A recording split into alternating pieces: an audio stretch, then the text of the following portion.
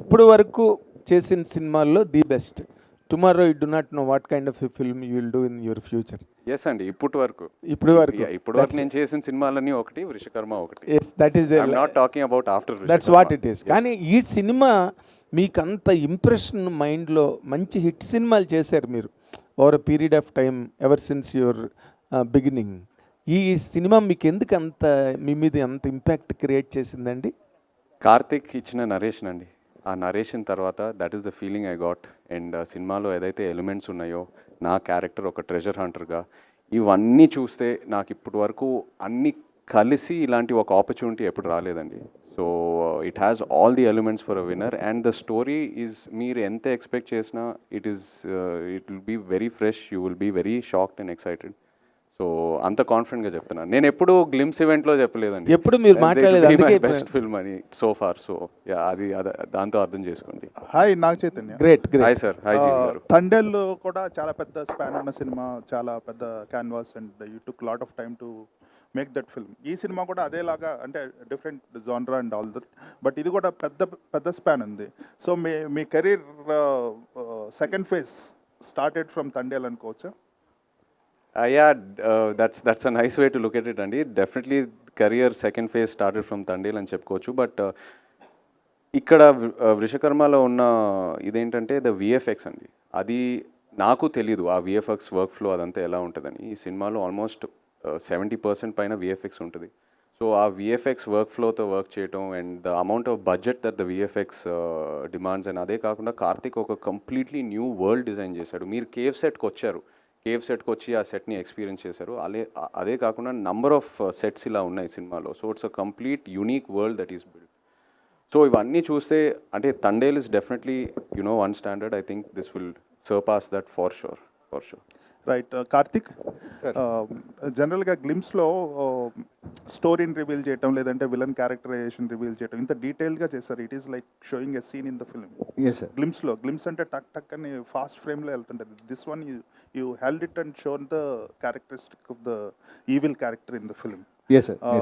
Plus at the same time fans ఏమన్నా అనుకునే లోపల ఇమీడియట్గా that last shot was like very heroic, very commercial, right?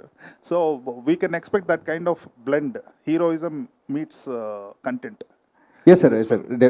డెఫినెట్గా ఉంటుంది. అంటే ఇప్పుడు మీరు అన్నట్టే అంటే విలన్ని చూపించారు, ఒక ఇన్హ్యూమన్ లాంటి విలన్ని చూపించారు.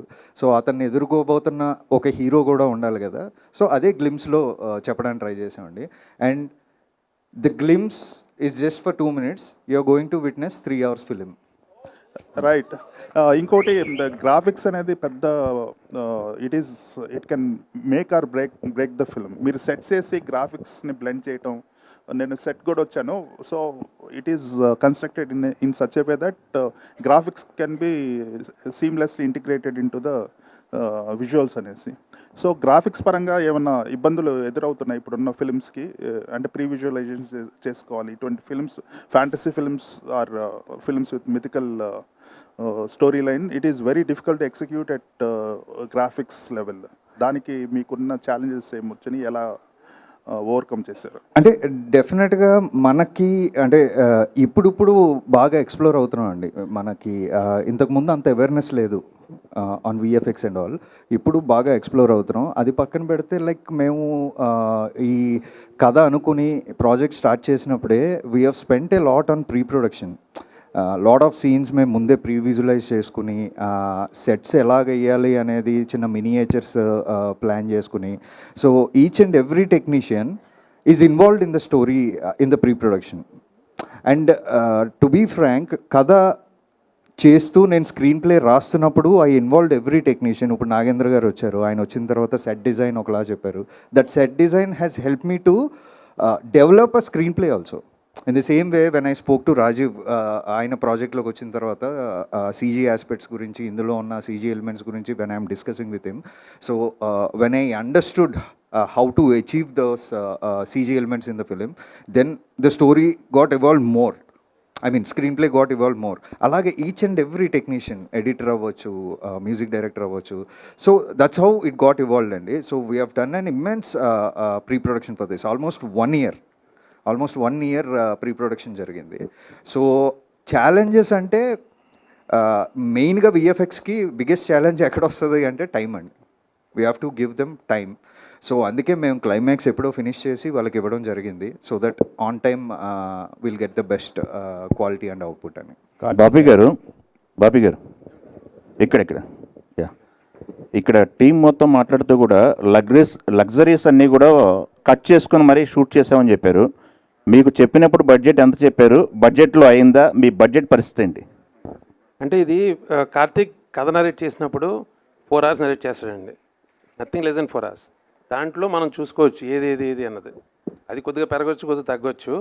బట్ నాగేంద్ర గారు కానీ లేకపోతే విఎఫ్ఎక్స్ వాళ్ళు కానీ కార్తీక్ కానీ we discuss a lot and how to achieve the best, ఎలా తెచ్చుకోవాలి ఎఫిషియెంట్ కానీ మేము ఎక్కువ డిస్కస్ చేస్తాం.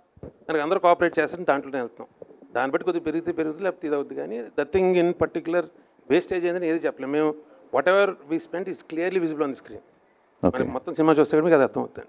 ఓకే, కార్తిక్ గారు. అండ్ సారీ సార్, ఆయన నాగేంద్ర గారు లగ్జరీస్ అన్న పదం ఎందుకు వాడారంటే, అంటే రాత్రి పగలు కష్టపడి చేసాం కొన్ని ఎపిసోడ్స్ మేము అచీవ్ చేయడానికి, లేదా కొన్ని సెట్స్ మేము అచీవ్ చేయడానికి రాత్రి పగలు. అంటే లగ్జరీ అంటే ఆయన ఉద్దేశం మేము పడుకోలేదు, పని మీదే ఉన్నామని. మాకు శుభ్రంగా అన్ని లగ్జరీస్ ఉన్నాయండి. మేము కార్లో వస్తున్నాం, చైతన్య గారు ప్రొడక్షన్ వెహికల్స్లోనే వెళ్తున్నాం. సో అంటే ఆయన లగ్జరీ అనే పదం ఎందుకు వాడారంటే, లైక్ స్లీప్లెస్ నైట్స్ కూడా ఉన్నాయి. సో అందుకే ఆయన మెన్షన్ చేశారు.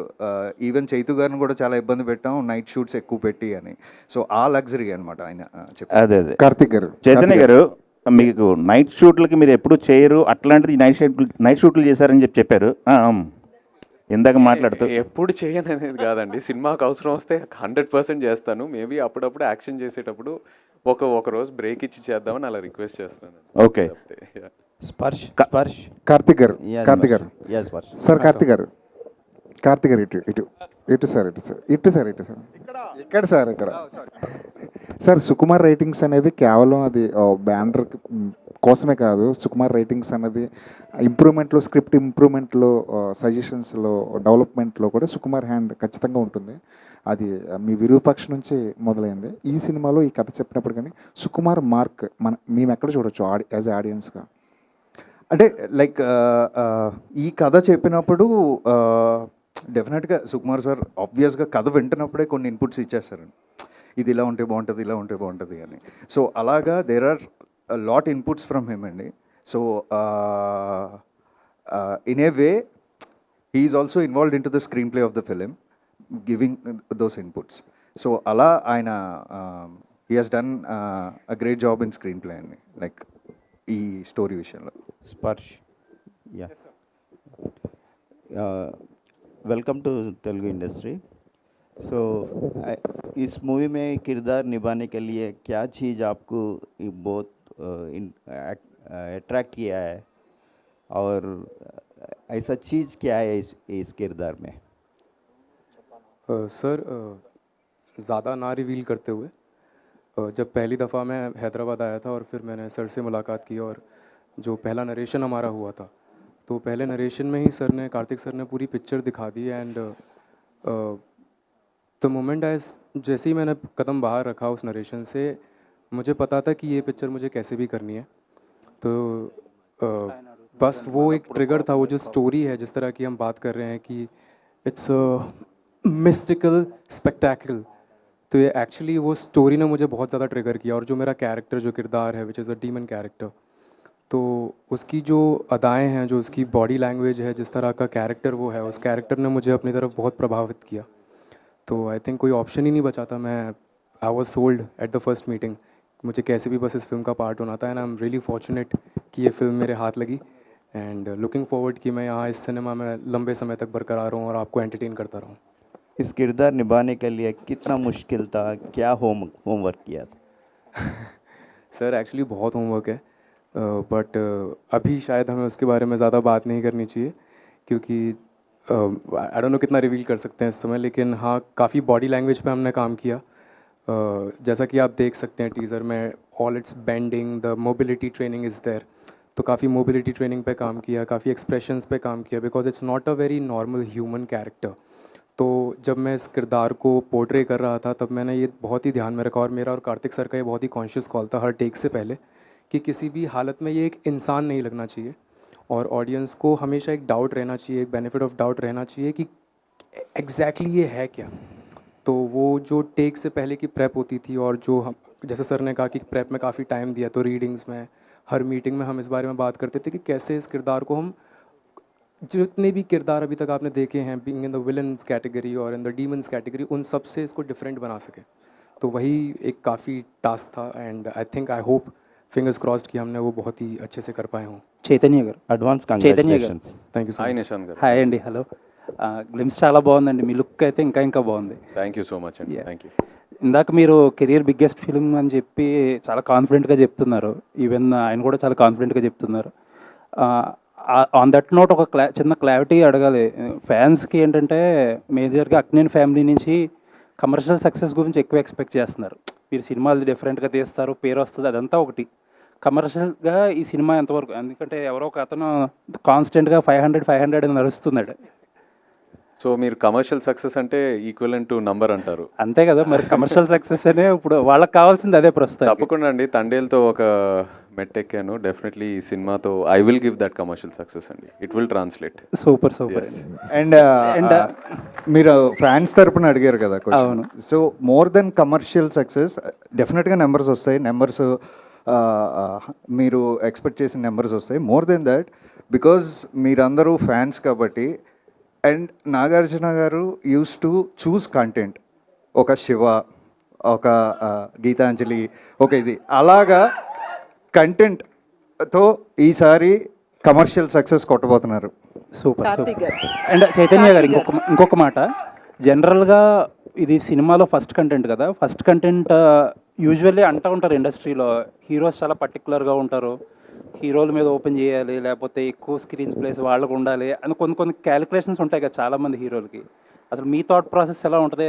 అలాంటివన్నీ బ్రేక్ చేసినట్టు కనిపిస్తుంది గ్లిమ్స్లో. ఈ సినిమా నేను ఒక టోటాలిటీలో చూస్తున్నానండి. ఆ మీటర్స్, ఆ క్యాల్కులేషన్స్ అన్నీ పక్కన పెట్టి ఒక టోటాలిటీలో చూస్తున్నాను. ఎందుకంటే I believe in Kartik's vision. నేను ఆ విజన్ని పూర్తిగా నమ్ముతున్నాను కాబట్టి I'm not believing in all these calculations. I believe that whatever vision he has for this film, అది నమ్ముతూ వెళ్తే ఖచ్చితంగా అదే సక్సెస్ తీసుకొస్తుందని. So and I want to be different as a actor. ఆ టిపికల్ టెంప్లెట్, ఆ typical ఫార్ములాలో పడితే మనమే చూస్తున్నామండి కొన్నిసార్లు వర్కౌట్ అవ్వట్లేదు, apart from you know some of the actors. So I think we have to, it's our responsibility to do something different, try something different. అలాగే you know జనరేషన్ని మనం ఎక్సైట్ చేయగలుగుతాము. So that's my ideology. Karthik గారు సార్ యూజువల్లీ టైటిల్ కింద ఒక caption పెడతారు కదా, మీరు moon symbol ఏదో పెట్టి ఏదో చెప్పడానికి ట్రై చేస్తున్నారేమో అనిపిస్తుంది. అది ఒక చిన్న క్రిప్టిక్ మెసేజ్ అండి. సినిమా వరకు రివీల్ చేయదలుచుకోలేదు. లుకింగ్ బట్ మీరు ఎక్స్పెక్ట్ చేసింది correct. It's a cryptic message అండి. Thank you. Looking for Ajaneesh garu, Kartik గారు, అజనీష్ గారు ఒకసారి మైక్ ఎవరు. సో తెలుగులో మంగళవారం చేశారు, ఓదెల 2 చేశారు. సేమ్ అదే కైండ్ ఆఫ్ జోనర్లో ఈ సినిమా చేయడం ఎలా అనిపిస్తుంది? ఎంత కష్టంగా అనిపించింది దీన్ని కొత్తగా ప్రజెంట్ చేయడానికి? కష్టం లేదు సార్. యాక్చువల్లీ ఫస్ట్ నాకు విరూపాక్షం, సో ఈ జానర్లో. So I'm very happy sir, because మళ్ళీ టీమ్ అప్ చేయడానికి same with the same production, with the same director అనేది it's known people knows me better. So నా దగ్గర నుంచి if I give any new thoughts, acceptance ఉంది. So in that perspective I am very happy that I can able to do more. I can raise the bar. First Virupaksha, Mangalavaram and the movie, then I can I believe I have a bigger scope in the full movie to give, to offer to the film, sir. బాపి గారు, Thank you.